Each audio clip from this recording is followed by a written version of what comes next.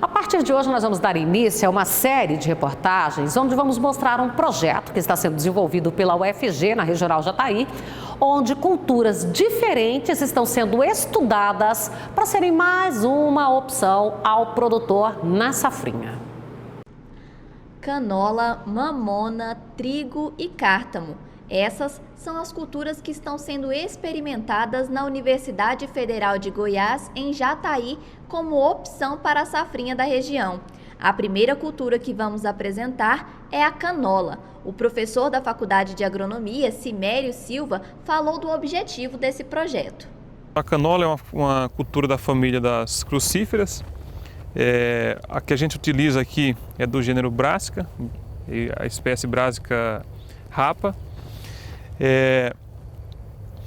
O objetivo da introdução desse projeto aqui na Regional Jataí é fornecer mais opções para o agricultor em termos de cultura para que ele possa utilizar na safrinha. Então hoje o que manda na região aqui, especificamente mais falando de Jataí, é a cultura do milho como safrinha, né? E a grande maioria tem outras culturas, mas o milho é quem comanda. E isso acaba limitando a opção de rotação de culturas. O que a gente tem na prática mesmo é a questão da sucessão. Soja na safra, o milho na safrinha e em muitos casos, né, ainda tem melhora um pouco mais isso com a entrada da braquiária em consórcio, né?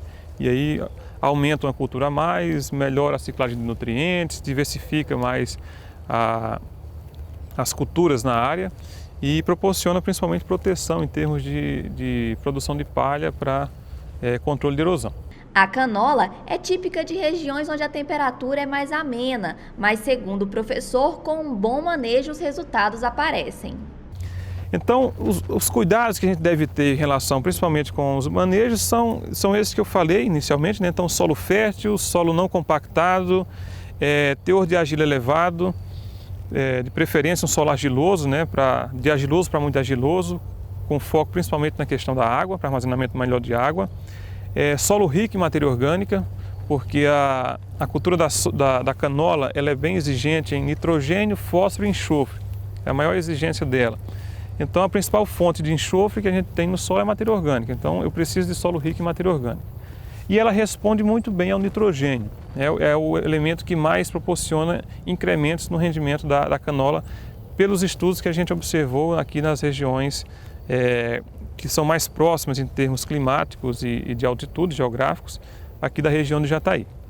A Embrapa Trigo chegou a desenvolver trabalhos com a cultura. Foi o que despertou os professores a investir na canola. Neste experimento, há uma parceria da Embrapa com a Universidade Federal de Uberlândia, que tem uma rede de pesquisa. São 5 híbridos plantados em 3 momentos diferentes.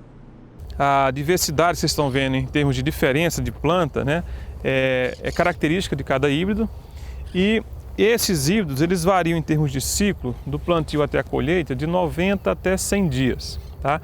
Então bate bem com o que a gente já tem para a cultura da soja no verão e a cultura do milho na safrinha para esses híbridos mais precoces. No caso desse experimento, a data do plantio fugiu um pouco das convencionais, para dar opção ao produtor que perder a janela mais indicada. Tradicional de plantio de milho safrinha, que também é de meados de janeiro até o final de fevereiro, aqui para a região. E a gente fugiu propositalmente porque a gente queria fazer o seguinte, verificar a canola como opção para aqueles agricultores que já perderam um pouco o tempo de plantar o milho safrinha. Então, já ficou tarde para o milho safrinha, a canola seria uma opção, vai entrar ela sendo plantada mais tarde, a gente consegue ter uma produtividade que seja economicamente viável e proporcionar uma rotação de culturas na propriedade. São espaços em torno de 7 a 10 dias de um plantio para o outro e a gente queria justamente ver até quando mais tarde eu posso plantar sem que ela sinta tanto a falta de água em função de ter sido plantado mais tarde. Pela facilidade de adaptação, a canola foi escolhida para a região, mas é preciso ficar atento às restrições. O professor falou de alguns pontos importantes. Primeira coisa, a primeira restrição para o cultivo da canola é em termos de altitude da região. Então, é uma cultura que é de origem de clima frio, tá? E de alta altitude. Então, aqui no Brasil, o pesquisador Gilberto Tom, que é quem mais entende de canola no Brasil, da Embrapa Trigo, ele recomenda que o cultivo de canola seja feito em altitudes de no mínimo 600 metros de altitude. Aqui na universidade, especificamente, Jataí, a gente atende esse requisito. O ótimo seria acima de 700 metros de altitude. Aqui a gente está em torno de 650, quase 700 metros em alguns pontos específicos. Tá? Então, por que essa questão da altitude? Principalmente por questão de temperatura. A canola é uma cultura que gosta bastante de noites frias. As pragas de estabelecimento da cultura são as mais comuns, que podem ser as que migraram da palhada anterior.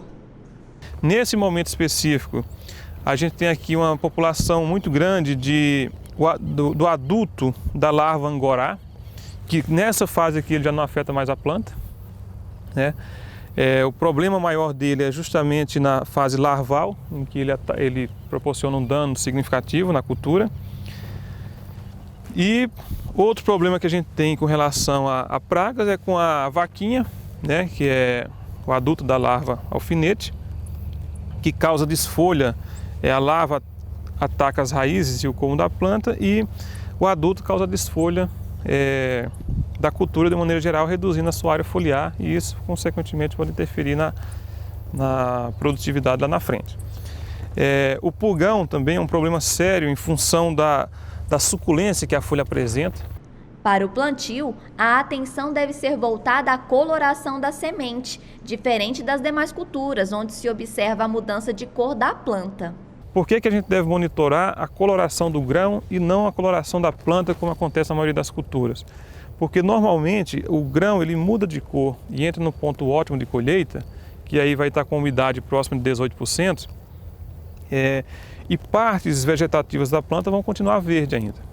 Então, se eu for monitorar só a coloração da planta de uma maneira geral, a gente corre o risco de que comece a ocorrer perda pela deiscência dessas sílicas. Então, eu vou começar a perder semente pela abertura das sílicas e essas sementes vão se desfazendo.